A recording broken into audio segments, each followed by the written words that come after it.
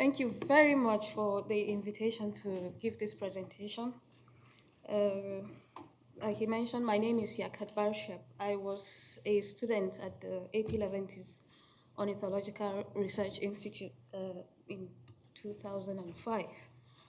I don't know if Mr. Leventis is aware of this, but he paid for my visit here.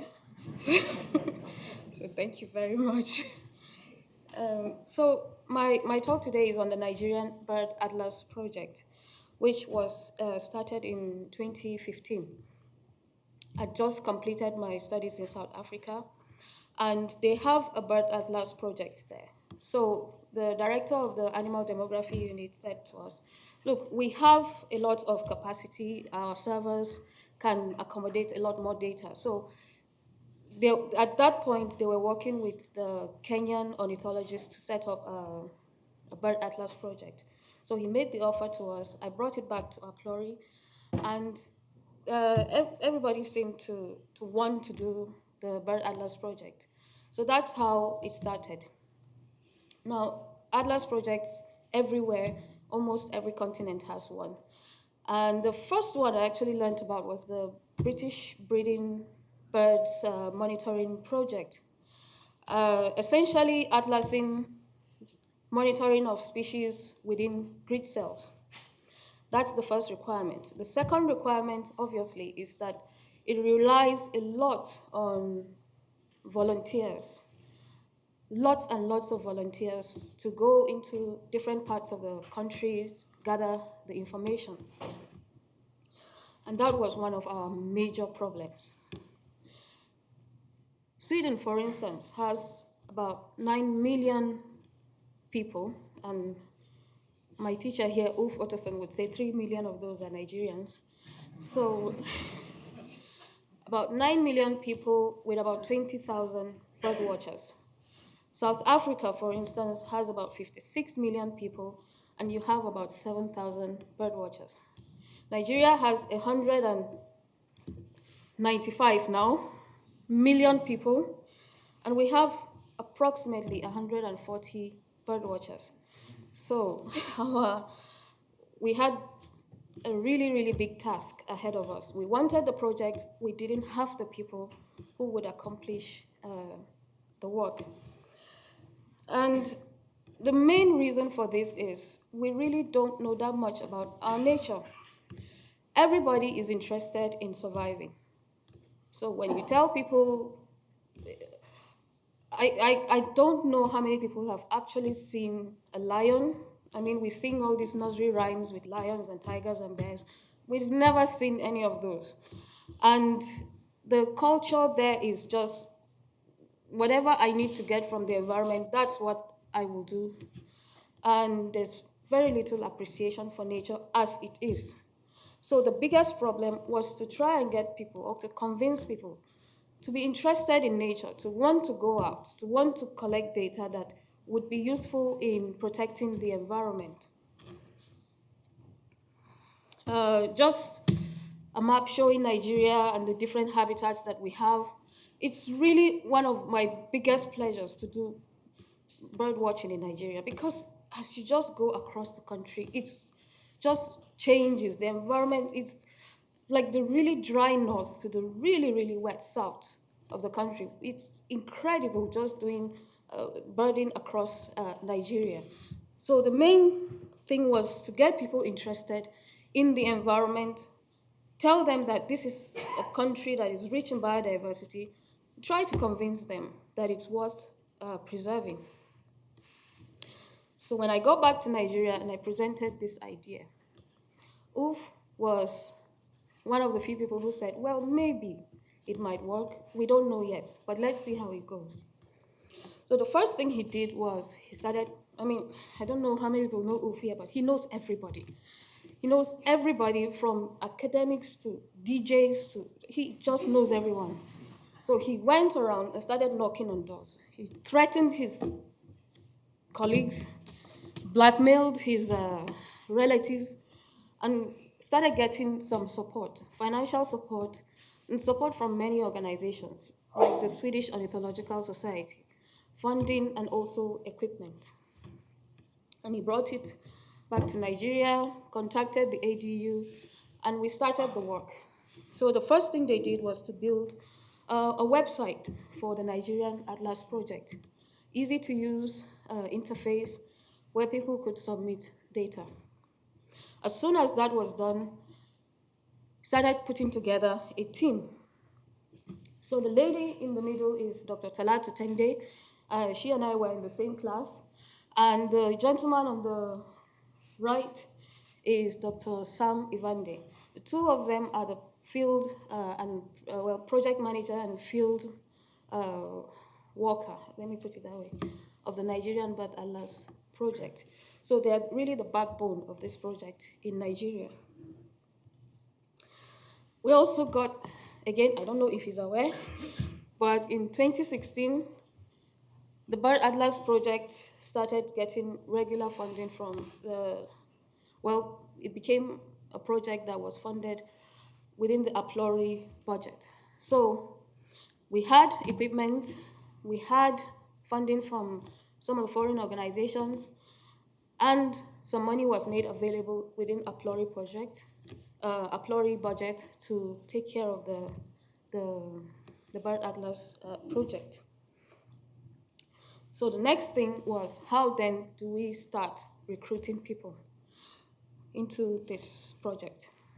The first strategy was to set up bird clubs.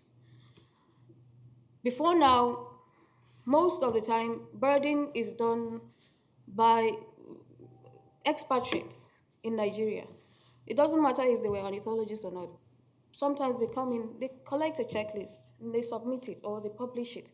So a lot of the birding done in Nigeria was by expatriates. Very few ornithologists. In fact, I think the current director of Aplori is the first proper ornithologist in Nigeria.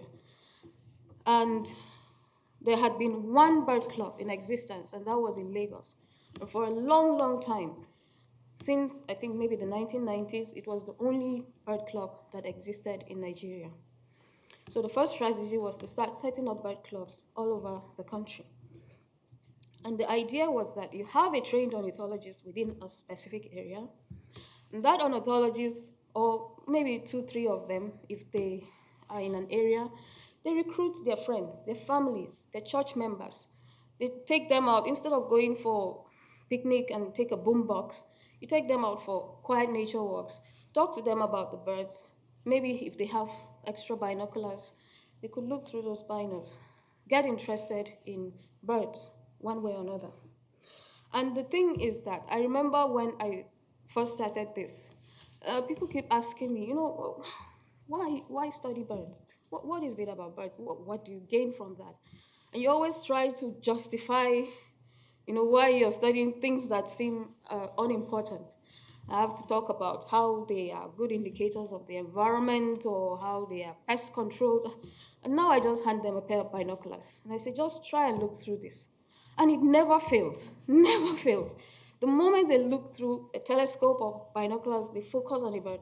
It's so, oh my goodness. And the attitude completely changes. It's not, I don't have to sell it. So it became really very nice to have clubs where people can go out for walks and just give them a pair of binoculars, and that's it. They really get interested. So the ornithologists would probably pass on their skills to their friends, their families, and those friends and families will also pass on a certain kind of information. They may not know the name of the bird in English, but they do know maybe the local name. And they probably know something about that bird. Oh, that's the bird we see during the rainy season. Things like that. So essentially it creates this sort of social gathering where there's also learning going on and convincing people, or getting people interested in nature. So we had a team at Aplori, a really good team with the funds and the equipment that we had. So the next thing was to go around the country, identify the 140 Aplori graduates who were spread all over the country, contact them, ask them, are you interested in starting a bird club? We will help. We will help with guides, with field guides. We will help with maybe binoculars. We will help with workshops, things like that. So we identified all the places in Nigeria where there were more than two or more of our graduates. Got in touch with them, started running these workshops, gathering people. It's sometimes it's just their colleagues from work, their friends, they just gather, we talk to them, 1 or 2 days of field outings. And then we ask if they're interested in joining a bird club. Most of the time they say yes. So going from one bird club in Lagos for many, many years, we finally managed to establish 13 bird clubs and one conservation club all over Nigeria, including the northern part of the country where it's really very volatile. And with that, thank God for social media. You post something, nice photo of a bird, suddenly one of your contacts, oh, this is really good. How do I get to participate in this? And suddenly we started having more and more and more and more people wanting to join these bird clubs all over the country.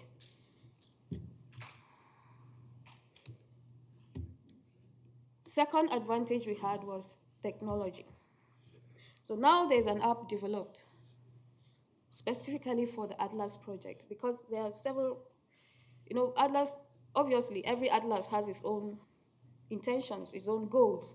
But the South African Bird Atlas project, because that's the project that we sort of modeled the Nigerian Bird Atlas after. There are specific protocols that have to be followed. So this app was developed to take care of all of that, to take away the guesswork. You register and you log in, and it immediately identifies the grid where you're based, the grid cell you're in, and keeps a record of all the species you have, and at the end of the day, you can submit the data. So it took out the guesswork from all of this. Then you sell it to the younger generation. And suddenly, everybody wants to use the app. It is addictive, seriously. When I got injured, I could just sit outside my house and just Atlas there. It's really wonderful. And this is the thing. I've noticed that with many Atlas projects all over, or well, let me not say all over, in my experience, 3 of the Atlas projects I'm aware of are made up of really older generations. In Nigeria, it's completely young people who are participating in this project. These are people who are or young graduates or early career scientists. They just want to participate in the project. So, what have we done so far? That's the photo of the grid cells that have been surveyed in 2016. And in 2018, we had covered, I think now it's 12% of the country, or at least 12% of all the pentads in the country have been surveyed. We've gone from a small group of 6 people to about 120 active members. Active just meaning that they continually submit data at least once a month. There are more people. We have more than that. I mean, the number of people who submit the data is more than 120, but right now we have identified just 120 people who continually submit data, at least on a monthly basis. And bird clubs have increased, including the northern part of Nigeria, which is really the very volatile part of the country right now. This particular gathering, I wanted to present this because we were invited to run a workshop again on bird atlasing, and we went in there, it was a 3-day workshop. We finished the presentations, all the things we needed to say, took people out for bird watching for 2 days. And later on, it was at the end of the workshop that several people then started coming to us to introduce themselves. And there was a therapist there was a historian, there was a lawyer, and all of them kept saying, for many, many years now, we've been wanting a club where we can just relax. We don't want loud music, we don't want to go walking around the bush for absolutely no reason. And now they have an avenue where they can take their children and collect data or collect information that is actually useful. The therapist particularly said that she works with troubled kids, and she really thinks that taking them out on these morning bird walks is something that will be really very good for them. We also have, in this crisis situation, we went out on one occasion and we ran into these Fulani herds people, and it was was a bit dicey because at that point there had been some killings going on in another part of the state. So when they saw us, they were really very, I mean, they were quite antagonistic. So they had machetes all out. What are you people doing here? Why are you looking through those things? Are you trying to record what we're doing? And we just told them we're looking at birds. And the elders, they were standing quite far away, but the children, they were really curious. They came around, gave them binoculars, and it was just, whew, in a minute. First of all, they ended up giving us lunch that day because they got very excited. I mean, they just, my goodness, it was a really nice thing to see. So I suppose what I'm saying is that bird watching is not just for data, it's also for democracy and for peaceful resolution. So I don't know if I've even, it's not yet 40 minutes, right? Bird Atlas, so far, what we've learned is that we're continually recording new or interesting records for the sake of the scientific aspect of it.